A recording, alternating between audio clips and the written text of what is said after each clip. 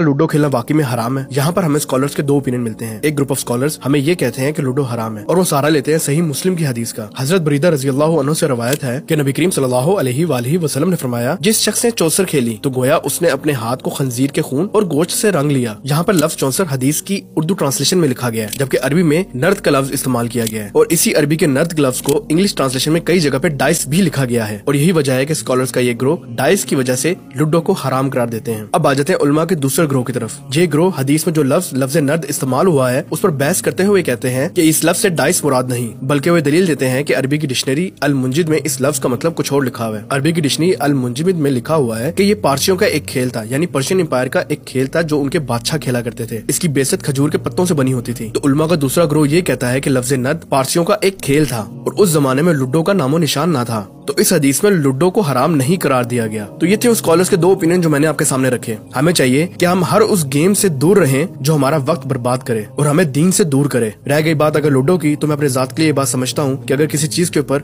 इतना बड़ा एतराज उठ जाए तो उससे अवॉइड करना चाहिए, खास तौर पे तब जब आपको मालूम हो कि वो उलमा जो कि हमेशा कुरान और हदीस को प्रेफर करते हो वो भी जब इसको हराम करार दें तो इससे दूर ही रहना चाहिए। और आफ्टर ऑल ये मसला हदीस को समझने का है। अगर आखिरत में हमें ये पता चला कि वाकई में लूडो हराम थी तो उस वक्त सिवाय पछतावे के हमारे सामने कुछ ना होगा। तो मेरा ख्याल है एक लूडो के लिए अपनी आखिरत को स्टेक पे लगाना कोई अक्लमंदी की बात नहीं। अस्सलाम वालेकुम व रहमतुल्लाहि व बरकातुहू।